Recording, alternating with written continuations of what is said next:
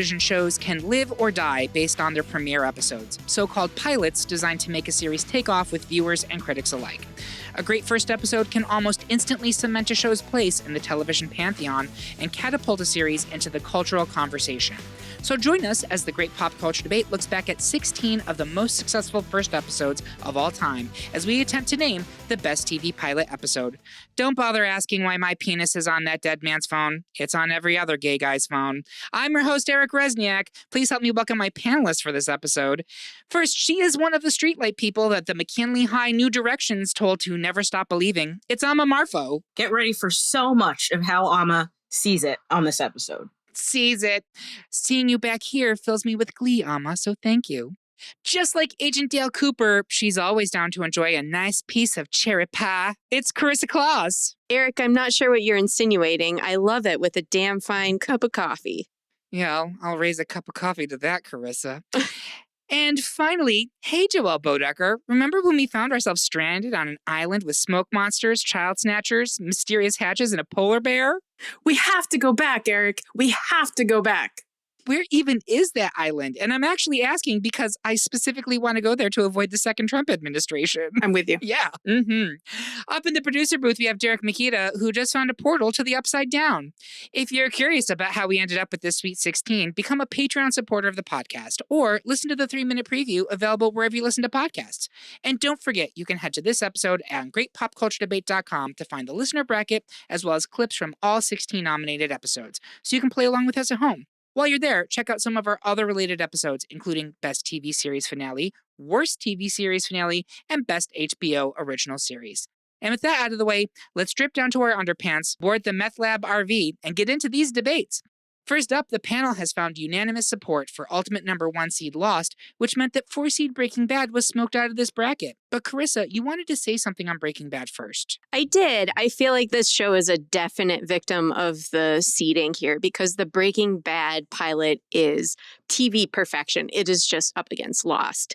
It is incredibly gripping. The conflict is immediately presented. You meet the whole cast. You understand the DEA brother-in-law, ooh, that's going to be an issue. And you're on Walt's side. You get why he is doing what he's doing, which is what furthers the entire series. And it is gripping television. Also, probably the first 2 episodes could be like a standalone TV movie, potentially. But thankfully, we got a lot more than that.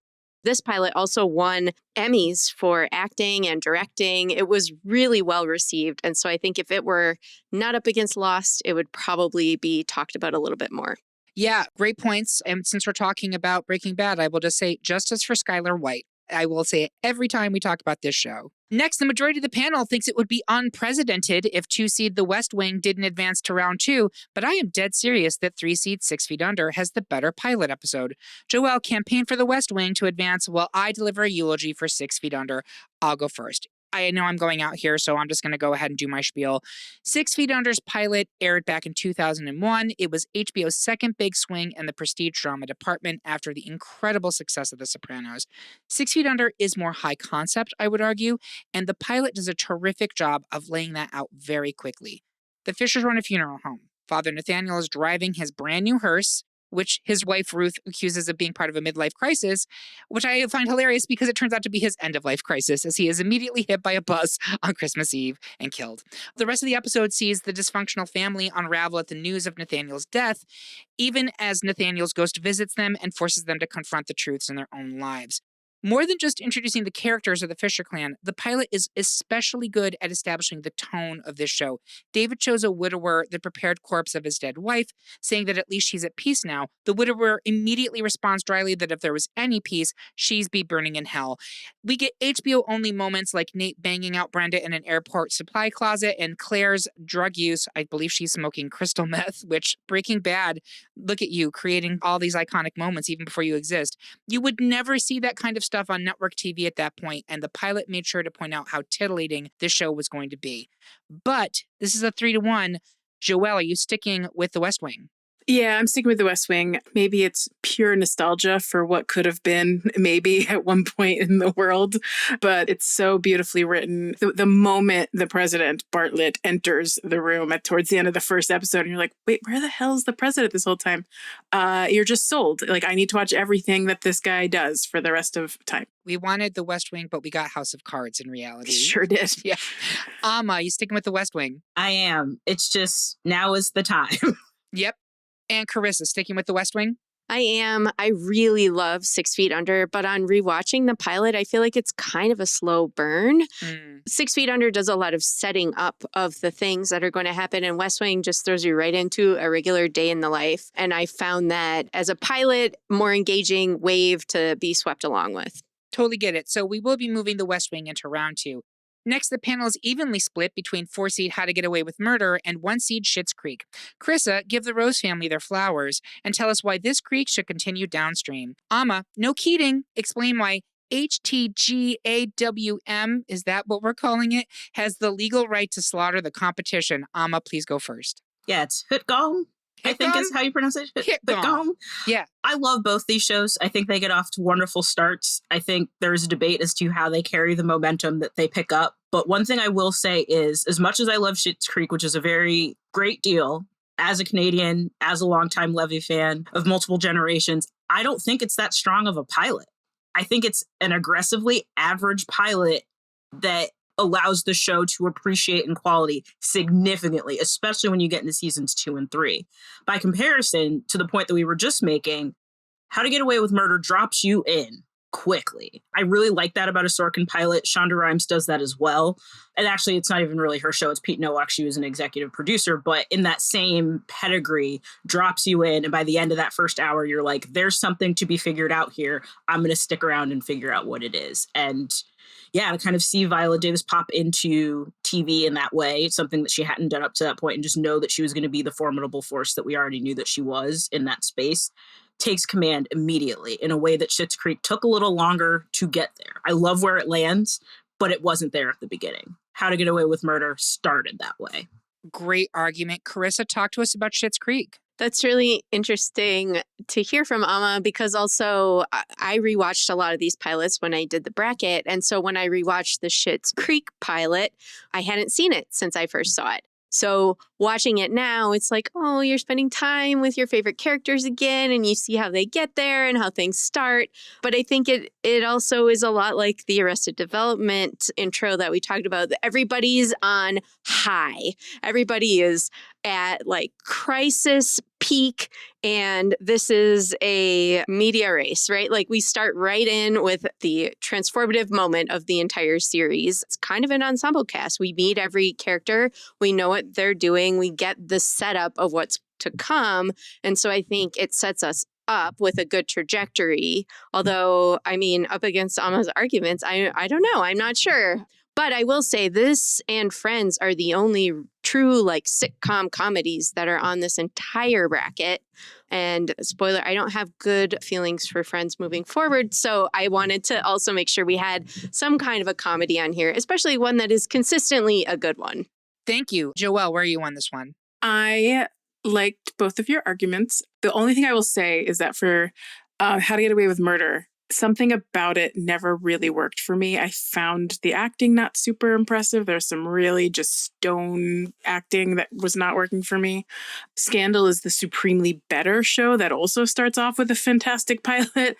And it's hard not to compare the two because they came out 2 years apart.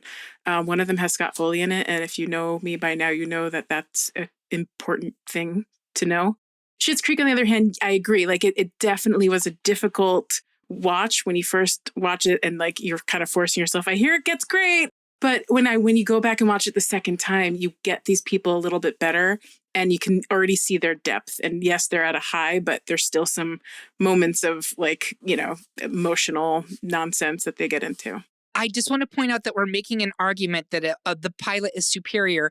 If only you have watched the entirety of the series beforehand, and then you go back and watch it, and then it's good. I will also say on rewatch of How to Get Away with Murder, less watchable on rewatch. I don't think I finished How to Get Away with Murder because after they figured out that initial murder, then things got really off the rails, and I think I was I done. bitter ended it for the worst series finale last year, and I don't recommend it.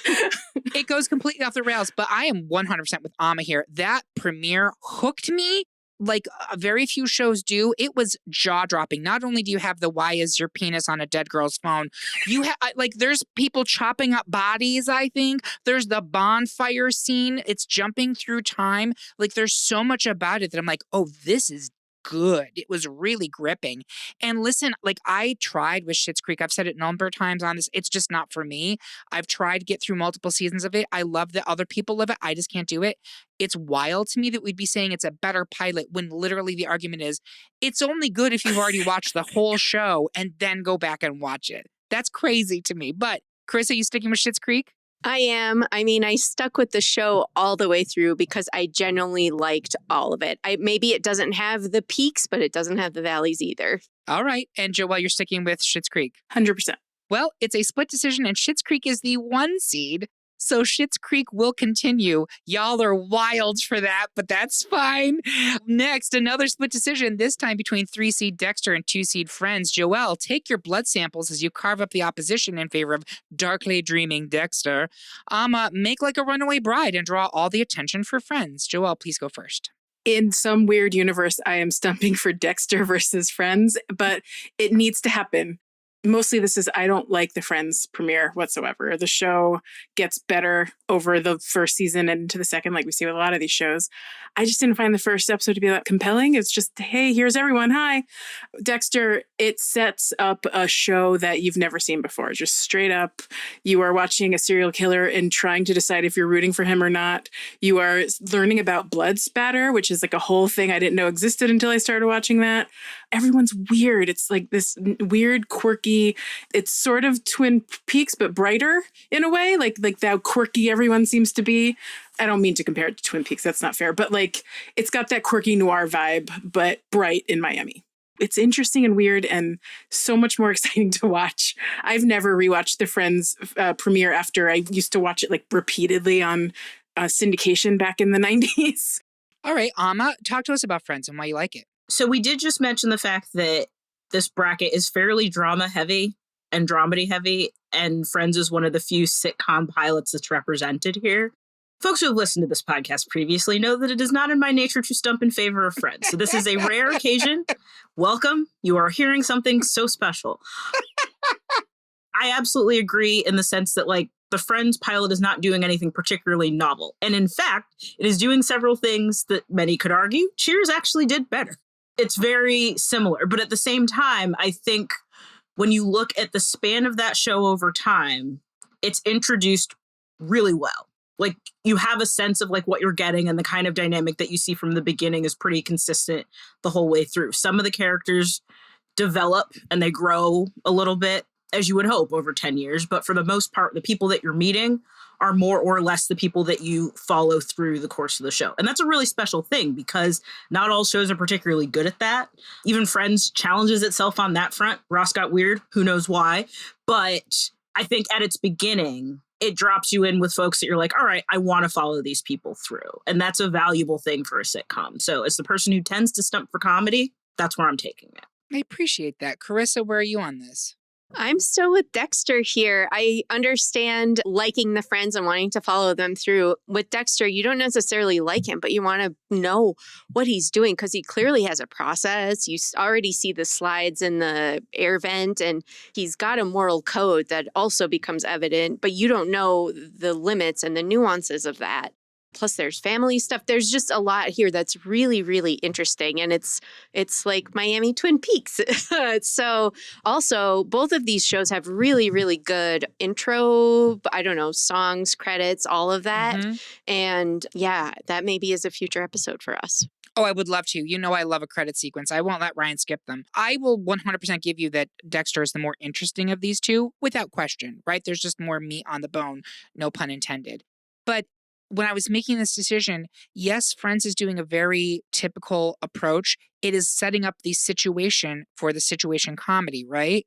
But it does it in a way that I think was really efficient. And I felt like I understood each of these characters instantly. I felt like I understood the general relationships that they all had. The idea that you would just have a sitcom just about a bunch of mid-20s people just hanging around with one another, believe it or not, that was novel, because before that, every sitcom had to have like a thrust, a purpose, like it had to be a thing. And this was just, what if we just watch a group of friends hanging out? So I am going to stick with Friends on this, even though I agree that Dexter is the more interesting and Friends is the 2 seed, Dexter's the 3, which means Friends continues into round 2. It is another unanimous decision by the panel, this time for 1 seed Glee, which made a joyful noise as 4 seed The Walking Dead let out a guttural death rattle on our bracket. I'll speak very briefly on The Walking Dead and just say that as someone who read the comic books, that first episode is a very good translation of the first couple episodes of the comic book, and they did a great job. It goes off book significantly, even in the first season, but boy, they really set that world. This was, I think, one of the first kind of prestige zombie shows, and it changed a lot of people's opinions about what those types of shows could be. Frank Darabont's involved in it. It felt prestige. It felt like almost like a movie, and it just sucks you in completely. And that concept of him waking up in a zombie infected hospital, that's gripping stuff, right? But it's up against Glee, which I think is such a special and hopeful promise. And I can't vote for Death and Despair over Glee. I just can't, not in this moment in time anyway. Next, in a fantasy drama matchup, the majority of the panel wants to investigate the chances of 3 seed Twin Peaks, while Joelle rolls for initiative to move forward the role-playing geeks of 2 seed Stranger Things. Karissa, be prepared to consult the log lady for advice in your defense of Twin Peaks. Joelle, make like 11 and don't Lego that ego, or the votes for Stranger Things. Joelle, please go first. I know what I'm up against. It's fine. Historically, if you have listened to an episode ages ago, I announced I did not like Twin Peaks. I didn't like anything of it, and I watched the whole thing. I rewatched the series premiere this week in honor of this episode, and I didn't hate it as much, but I still didn't like it. That said, Stranger Things, compelling from the absolute jump. Like, what is happening in the woods? Suddenly we're playing D&D with a bunch of adorable kids. Now there's a girl that can like move things with her mind, and she's bald and adorable, and her name is 11 possibly. There's so much that they're unpacking so quickly. And where the hell did Will go? Where is he? Where's the Upside Down? How do you get there? What even is it? There's so much that's exciting. Why is this town the Department of Energy's like testing ground that's building weird creatures? It's all there in the pilot. It's wild and just super exciting. It is. I won't say a bad thing about not only the pilot, but I will defend Stranger Things pretty much the whole series. But Amma, that being said, did she sway you, or are you sticking with Twin Peaks here? I'm in on Twin Peaks here, and I think this is an unfair one because I feel like part of my argument is the impact that Twin Peaks has been able to have. It is an older show. That's not fair. Stranger Things hasn't been able to do that yet, and it's not to say that it won't, but I will own that is part of my bias in favor of it. I will add, you could argue that Stranger Things wouldn't exist if Twin Peaks hadn't done its thing. That's also true. You're absolutely right. That was exactly my thought. Karissa, what about you? Sticking with Twin Peaks here?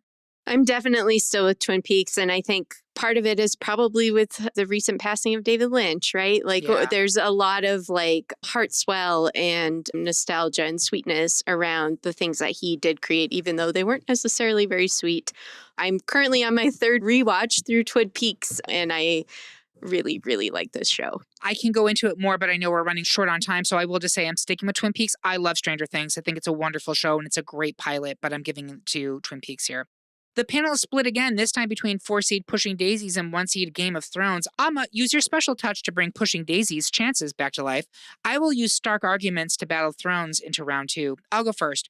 So one of the things we haven't talked about with pilots is that oftentimes they're shot and then they're refilmed because important changes happen that ultimately impact the series. It's happened with some of the ones we've already talked about, and it's going to happen some more, including this one. The pilot that you watched for Game of Thrones in 2011 is actually the 2nd version of the series premiere. If you thought the series finale of this show was a disaster, it was nothing compared to the original pilot, which HBO spent $10 million and then had to spend millions more to reshoot after making substantial changes to the crew, the cast, and the script. How big were the changes? The original pilot featured completely different actors playing both Daenerys Targaryen and Catelyn Stark. The pilot that eventually made it to television is an extremely faithful adaptation of the first chunk of George R.R. Martin's fantasy book series. We're introduced to most of the major players of the story. The solemn Stark clan in Winterfell, oafish Robert Baratheon, who is ill-suited to serve as the king, the incestuous Lannister twins and their brilliant but cursed brother Tyrion, and across the sea, the Targaryen siblings Viserys and Daenerys, scions of a former dynasty, now desperate to try to find safety in a world of barbarians, cutthroats, and assassin. In addition to putting all the players on the board and establishing an entirely new world for viewers, that's something that not many of these shows do, and they do this very well. The pilot also gives us the first of many water cooler moments that made this show so successful. The unseen White Walkers ripping apart a squad of the Night's Watch above the wall, Khal Drogo presenting his new bride with 3 fossilized dragon eggs, and that episode-ending stunner that saw Bran Stark punted out of a tower window after seeing Jaime Lannister bone deep in his sister. It does everything that you actually came to want out of Game of Thrones, and it does it right from the jump. That's my argument here. But Amma, talk to us about Pushing Daisies. So this is an interesting matchup, not just because of the difference in kind of genre, but also in the idea of one of those shows got to realize its full potential in the length of a long run, and some would argue it did not end the way you would have hoped it would, whereas the other had a very short run and people badly wanted more of it. I'm speaking on behalf of that one because I think it is, well, Game of Thrones is an original concept in as much as it's not something we had seen on TV at that scale in a while. Pushing Daisies as an idea is an immensely innovative idea. And the fact that something like that existed on TV, again, for the 2 short time that we had it, feels like a miracle. Yes. And to not honor the fact that it got started with such a creative premise so early, so strongly, like, come on. I feel like that's something to be rewarded. Semi-famously, I'm not a Game of Thrones person to begin with, but I did want to stress that this is not just a vote against Game of Thrones, it is also a vote in favor of Pushing Daisies. I love Pushing Daisies. We have a whole episode devoted to the best TV series canceled too soon.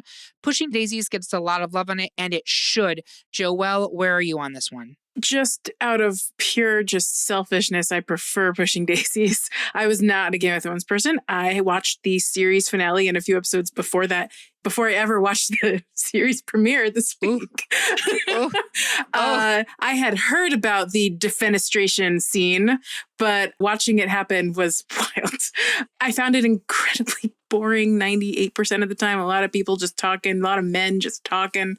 Meanwhile, Pushing Daisies, yeah, still like a lot of people talking, but so interesting and saying weird stuff. And the ants.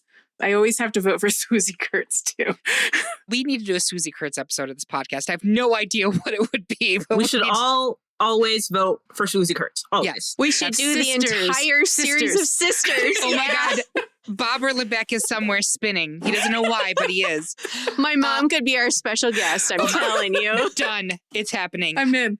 Karissa, are you with Game of Thrones or are you with Pushing Daisies? I'm with Game of Thrones here. I think these are 2 of the most visually stunning shows that are on here. I've not watched all of Pushing Daisies. I think I've seen maybe the first and the last for stuff.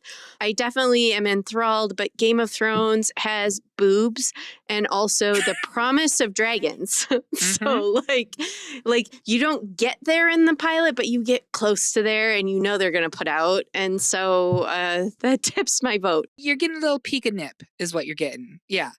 I love Pushing Daisies. And if it was up against almost anything else on this bracket, I would 100% put it through. I agree that it is, as Joelle alluded to, a very slow pilot. And one of the great ironies of Game of Thrones is that first season is so deliberately paced.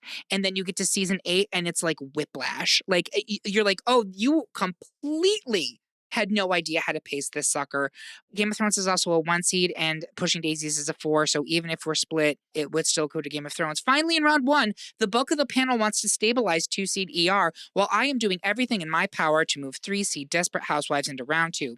Karissa, warm up those cardio paddles in case ER crashes. I will try not to kill myself as I slip dump for Housewives. So this is a tough matchup because they're both great and I could see either one of them advancing. But I do want to talk about Desperate Housewives because we so rarely talk about it anymore, not only on our show, but in pop culture in general. And that's weird because it was so massively successful at the time that it aired. The Desperate Housewives pilot aired in October 2004, and it was an instant success. More than 20 million viewers tuned in to meet the women of Wisteria Lane. The sleepy suburban neighborhood is shaken by the sudden suicide of Mary Alice Young, which sends her neighbors and friends, daffy single mom Susan Mayer, harried stay-at-home mother Lynette Scavo, uptight quasi-Stepford wife Brie Vandekamp, and sultry young wife Gabrielle Solis, spiraling into their own dramas. This was another concept show, as it took the familiar primetime soap antics and amped them up to almost telenovela levels with an additional slapstick comedy kind of flavor. There was also a sinister secret underpinning all of it, which subsequent seasons would attempt to replicate to varying degrees of success each season of the show. The pilot episode was also retooled, with some roles recast, including Brie's husband Rex and gardener John to amp up his sex appeal. I didn't know this. Mary Alice, who kills herself in the beginning of it, was also recast. The role was originally played by Cheryl Lee, who was Laura Palmer in Twin Peaks, which would have made her once again a character whose shocking death propels the entirety of a series. Isn't that fascinating? Wow. That's amazing. Right? And also she's cousin Maddie, right? So she would die 3 times in 2, sorry, spoilers. Yeah, it's so true. But that being said, I don't think I changed anyone's opinion. Joelle, you sticking with ER? Yeah, I'm still with ER, and we'll talk about that later. Ami still with ER? I joined this recording as Carol Hathaway, who was not supposed to survive the pilot, but did. So yes, I'm all the way in. Karissa Kloss. Yeah, I am. I rewatched it recently and I've remained really charmed by how they do what they do. And I know we'll talk about it more. For sure. So ER will move into the next round, and that's the end of round 1. We're going to take a quick break to throw slushies in some poor theater kid's face because we are unrepentant sociopaths. We'll be right back.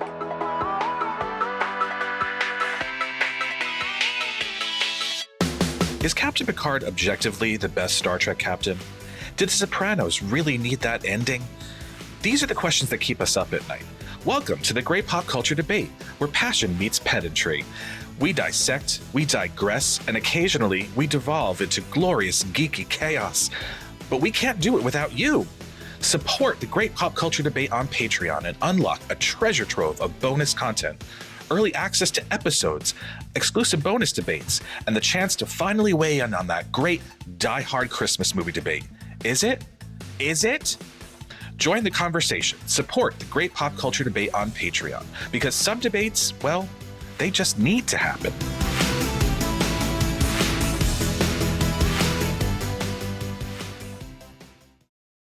And we are back for round 2 of our Best TV Pilot debate. Before we get into the Elite 8, I'd like my panelists to share their social media and what else they're working on. I'm going to start with Amma, if you don't mind. Where can people find you? What are you doing?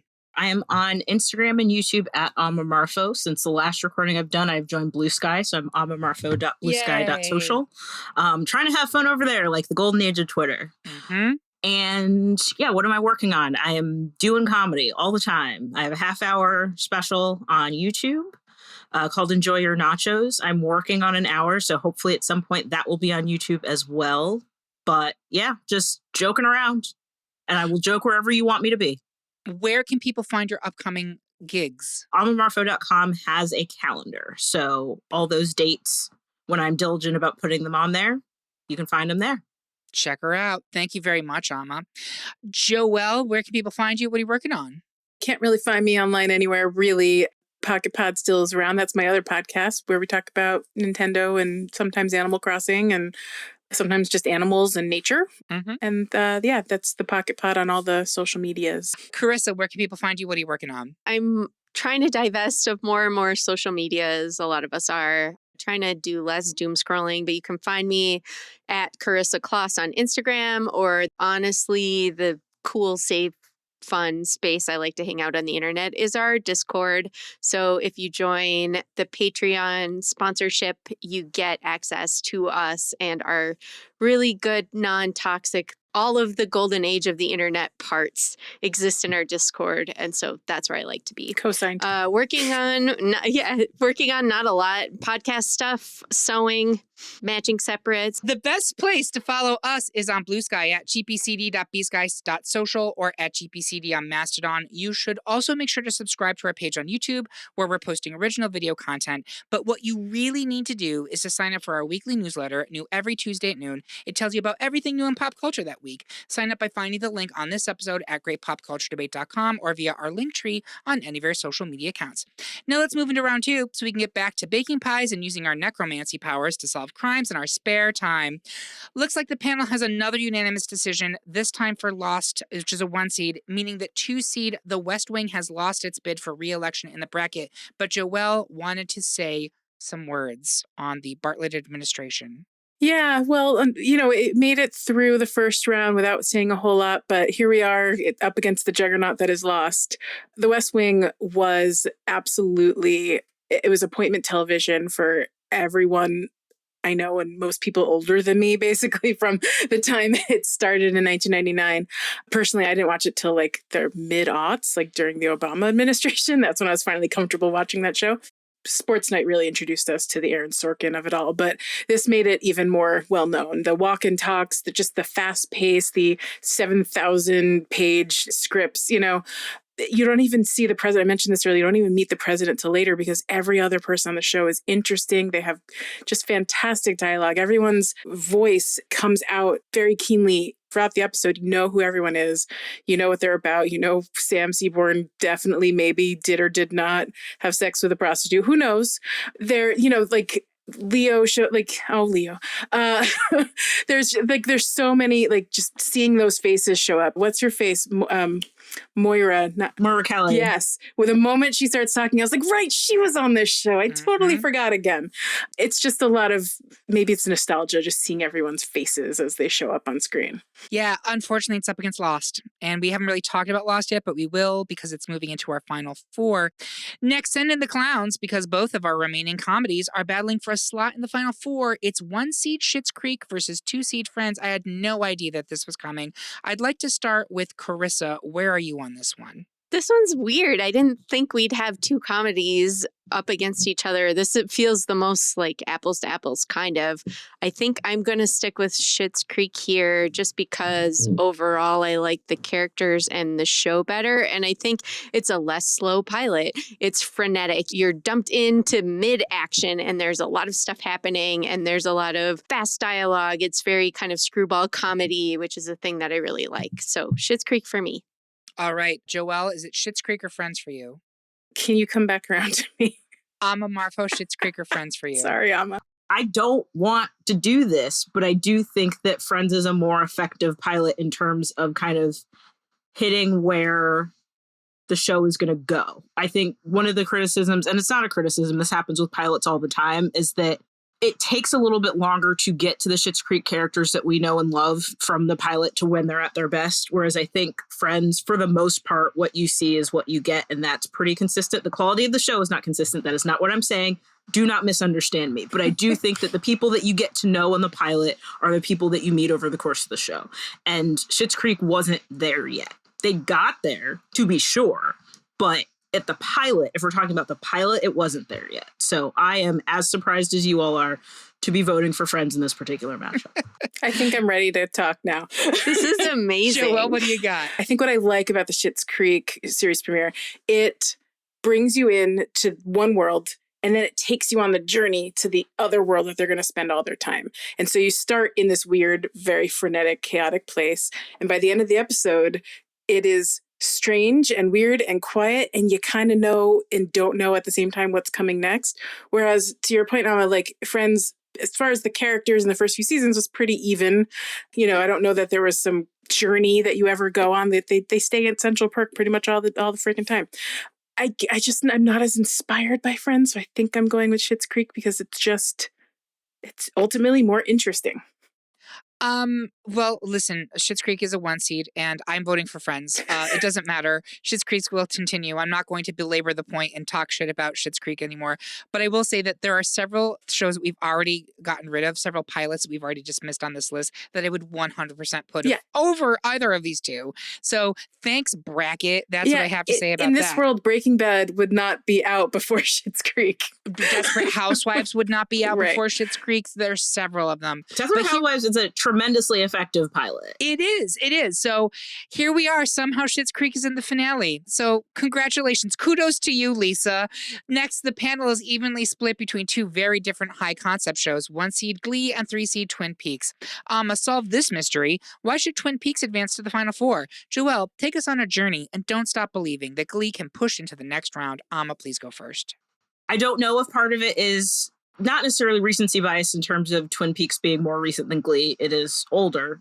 The David Lynch piece of it is really sticking with me. I also think, like, when you think about what that show did for how you could frame a mystery on TV and the types of things that we're now able to do as a result of it, I mean, I think you could say, like, some of the things that show up in other shows on this bracket can happen because of Twin Peaks. Totally. And I also think it was, for the most part, more compelling over the course of its run, whereas we realized the diminishing returns of a Ryan Murphy project quickly and deeply with Glee.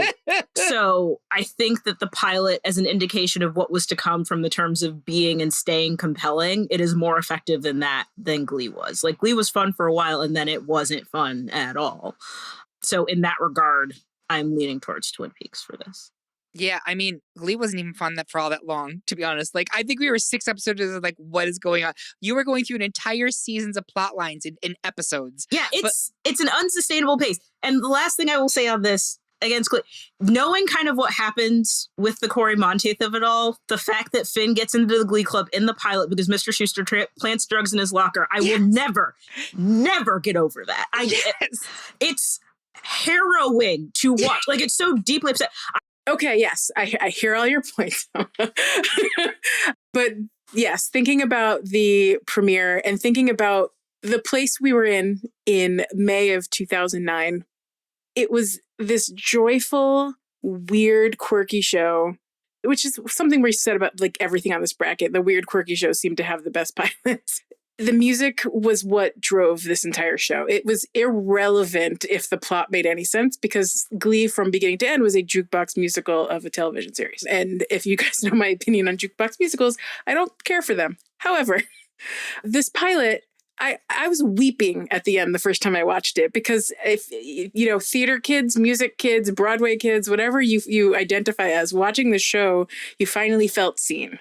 I thankfully have never been slushied in the face, but I get it, and that would really suck, and I'm thankful that never happened to me. Just the way that they built these characters, these, like, teenage villains, and this horrible cheer coach who's also played by one of the most delightful actresses. It's like complicated. Who are you rooting for? Because Will Schuester kind of seems like a bit of a pill and his wife is even worse. But, you know, there's Sue Sylvester kind of being awesome, but she's terrible. It's complicated. It's weird.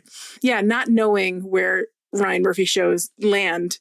You had so much hope at the end of that first episode, watching that pilot and then waiting for the series to actually start. Because I think they threw the pilot up, like, earlier on, like in the summer, like in May.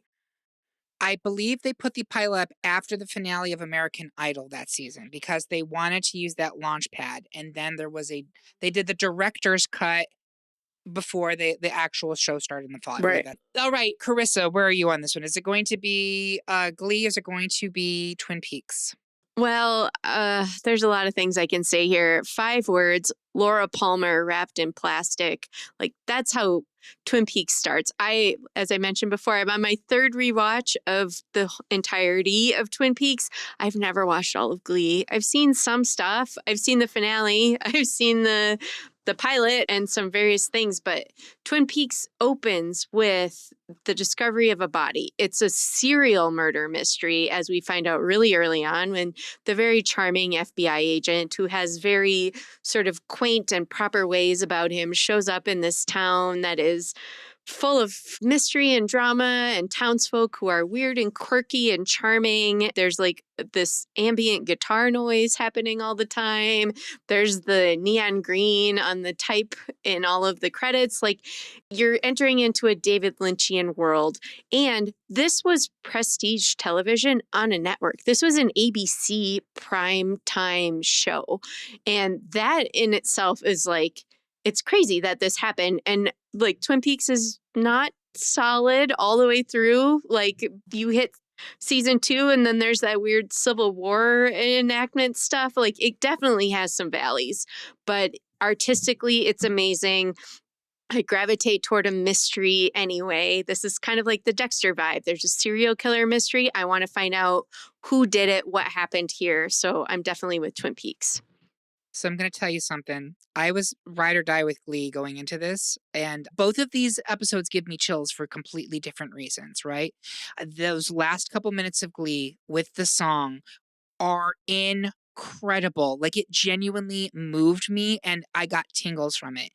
Twin Peaks, that first episode is flawless. Even if the acting is not always great, it's bad in a way that makes it feel authentic. And boy, they nail everything about that thing. It sucks you in. And what's great about Glee is its audacity and that song, and most of the rest of it is absolute trash. So I'm actually going to give it to Twin Peaks here. I'm switching my vote. So Twin Peaks will move into the final four. Finally, in round 2, the panel is divided between 2-seed ER and 1-seed Game of Thrones. Karissa, why should Game of Thrones take the crown and move into the final four? Amma, I'm running out of cheap medical puns, but I need you to revive ER's chances in this bracket. Karissa, please go first. Honestly, I'm probably not the best person to argue this because I'm a little torn in this matchup. But I think Game of Thrones, as a standalone episode, you get so much that becomes series lore. You have Winter is Coming. There's so much world building happening. And we meet all of the families and the fighters and the threats. There's nudity.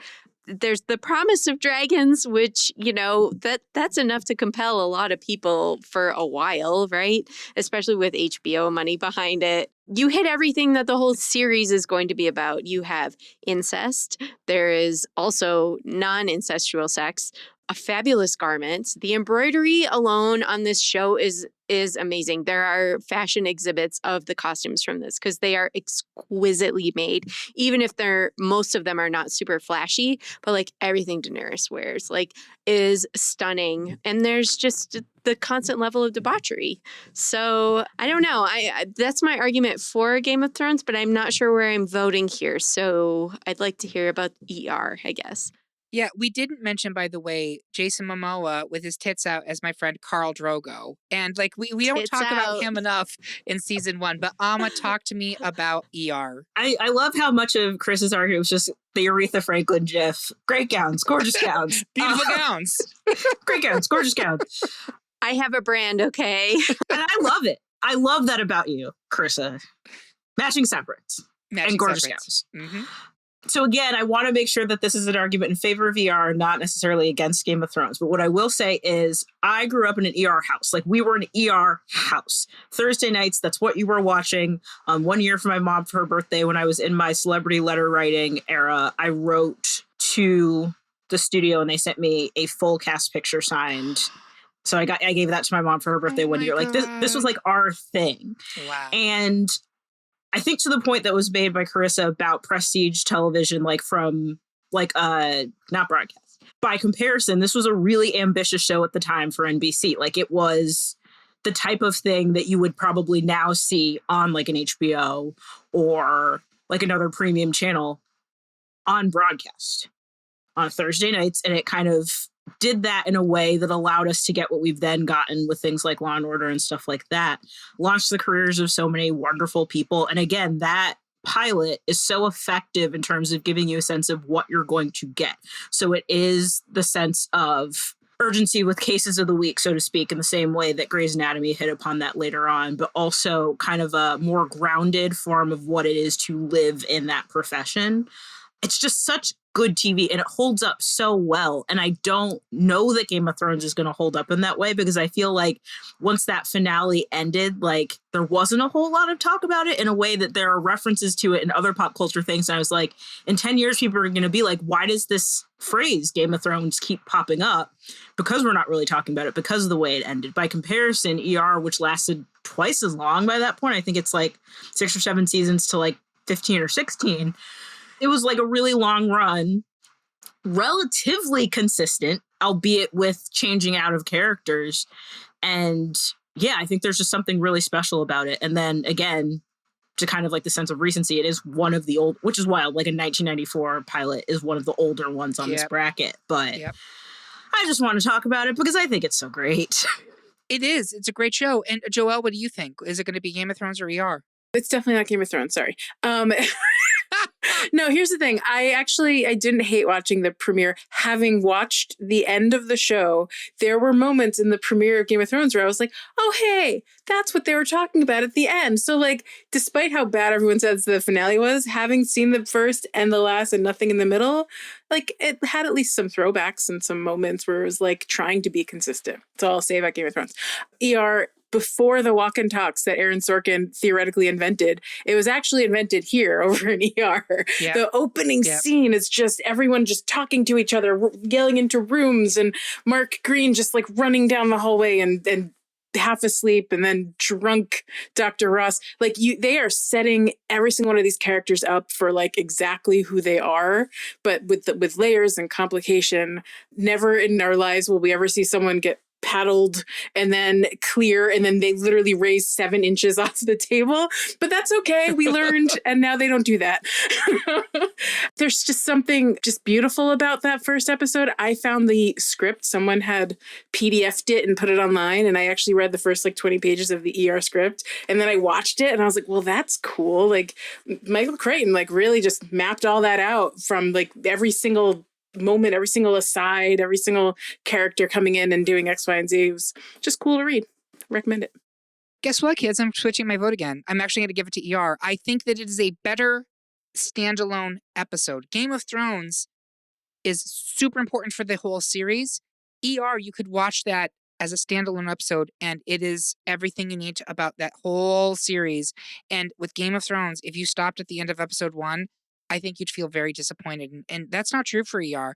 It really captured you. And it's also so fast paced, draws you in, and it never lets you go. And that's what I look for in a pilot. So that's 3 for ER. We'll continue into the final 4. Wait. Yes. That's 4 Yay! for ER. Sweep! Because I'm also swayed, and I was thinking again about my rubric, and one piece of it is how exemplary is the pilot for what the rest of the series is going to be. Some shows hook you in with a really great episode and then they peter out, or we have something like a Parks and Rec thing where the show becomes something else, but like we don't talk about that whole first season, right?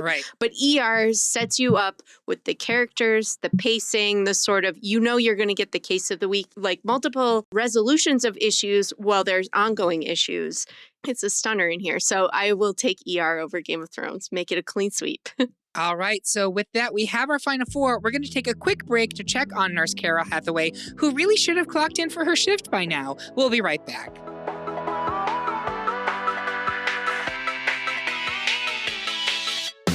Hey, pop culture squirrel friends. Are you gagging for all the tea, but missed the latest episode of your favorite show?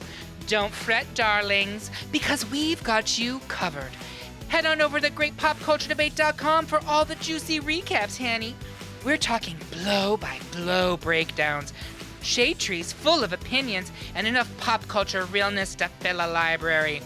So if you want to stay in the loop, and honey, you do, then sashay over to greatpopculturedebate.com/recaps. Because if you can't love yourself, how in the hell you gonna love somebody else's recap? Can I get an amen?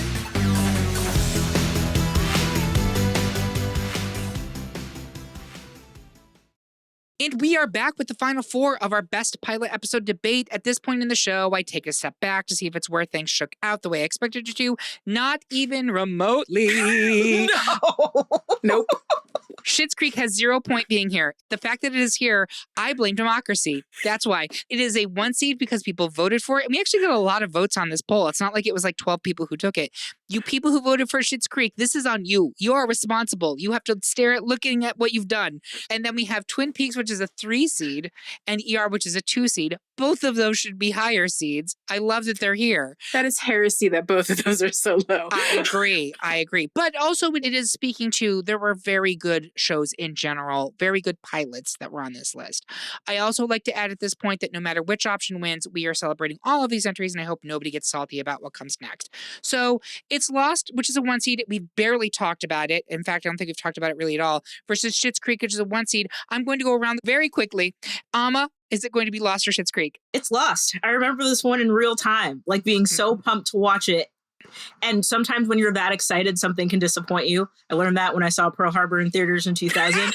And this, Right there I was too excited for too long. But this exceeded my expectations. Like, I was already so excited about it and was not let down. And I still feel that way when I go back and watch that pilot. So absolutely Lost takes it. Joelle, is it Lost or is it Schitt's Creek? It's hands down Lost versus anything else at that point. Yes. Karissa, Lost or Schitt's Creek? Definitely Lost for me here. Yeah, you know I don't like Schitt's Creek. But even if it was basically anything else in this final 2, Lost's pilot is, I think, the platonic idea of how you actually grip people with a high-ass concept show. They promoted the hell out of it. It was relentless, the promotion for that show. And as Amma said, you can do a lot of promotion, then go, it doesn't stick. But boy, everything in that pilot sticks. I don't think they make a mistake in the pilot. They do in the show, but in the pilot, it is flawless. It is rich, honey. It is a very, very good pilot. So it's unanimously into the final 2. Twin Peaks, a 3 seed versus ER, a 2 seed. I'd like to start at the back of the pack. Carissa, where are you voting? This is a little bit hard for me because I've recently been watching The Pit, which is a new show on HBO Max with Noah Wyle. It feels like ER 2.0 kind of, and it hits a lot of those nostalgia notes, which is pulling me back a little bit. But I'm going to go with Twin Peaks here. This is the hill I will die on because I just find the mysteries and the range of characters that we're introduced to in the beginning more fruitful for questions about where this is going to go. So that's my pick, but I don't think there's a bad decision here. Yeah. Joelle, is it going to be Twin Peaks or ER? You already know the answer. It's ER. Without a question, ER is it's like this seminal show that begat all of the medical dramas that are still running around. I know that there were ones before, but this is the one that actually took that into a whole new stratosphere. And now there's 7,000 every year that launch on TV. It's a good point. Amma, is it ER or Twin Peaks? It's ER. I just think that hit so special and then was able to sustain that energy. Maybe not necessarily the same quality, but pretty consistent over the course of it. It's also kind of baffling to me that pilot, which is such a strong pilot, and then Michael Crichton also having a hand in Jurassic Park in 1994. What a 1994 for Michael Crichton. What a year, seriously. And yeah, it's a beautiful way to introduce the show. It is frenetic in its style. It is really thoughtful in terms of its characters, and it just sets you up where there could be 16 seasons of it, and you want to stay involved the whole time. Yeah. What I love is that these are 2 extremely big swing shows, right? And I don't know if we had shows on, obviously there were mystery shows on TV prior to Twin Peaks. Obviously there were medical shows on TV prior to ER. These 2 entries revolutionized those genres, and we still have them to today. And I just think they both are exemplary. Either one of these could make it to the final 2, and I would feel very good about it. I will give it to ER just because I think that Twin Peaks is a little bit more boutique and ER is a little bit more blockbuster, right? And I think ultimately that's what you want out of a TV pilot. You want it to be as engrossing for the widest possible audience. That is a success metric on TV, and that's where ER has it. And Twin Peaks was successful from a cultural conversation, but it wasn't as much as ER was. Were you going to say something, Karissa? I think it wasn't trying to reach the same kind of audience, right? Totally. Not agreed. as broad. Totally. It was speaking to its people. Yes. And The goal was high concept. the goal was Lynchian. And also Lynch trying to figure out some stuff, right? I've been watching a lot more of his stuff after he's passed and rewatching the films, and you realize there is a through line that he perfects and perfects and perfects in the further along in his life, the works he does. So Twin Peaks is kind of the start of it, but it's not the end. Yeah. And kudos to Twin Peaks for being on a network channel, whatever the word I was looking for is. A decade later, it would have been on HBO or Showtime or something. Totally. Yeah. They were both very revolutionary from that standpoint. But I'm going to give it to ER, which gives us a final two of Lost, a 1 seed, ER, a 2 seed. I'm going to start in the middle with Joelle. Where are you going? Can I talk about Lost? Because we've barely touched it. We've barely touched it. Oh my God, Lost. I still remember the numbers. Just going to put that up there. That didn't happen in the pilot, and I'm going to stop there. But it was 2 hours long. It was 2 hours of just constant, like, I'm going to do this. No, I'm going to do this. I'm running around. Every character, like, what's great about a show like this, like, you don't have to define everything about the character at the start because they're going through a traumatic event. They can be completely chaotic and they can change over time and learn about who they are over time. And this pilot just set you up for just interesting people that you can't wait to learn more about. Obviously, the show ran a little bit too long and we learned about Jack's tattoo towards the end. But before that, we learned so much else about all these characters. Everybody will be in my head for eternity. The yelling Boone, yelling Walt, yelling Vincent, like all of those things live rent-free in my head all the time because I only watched the pilot once and it just stuck with me from beginning to end.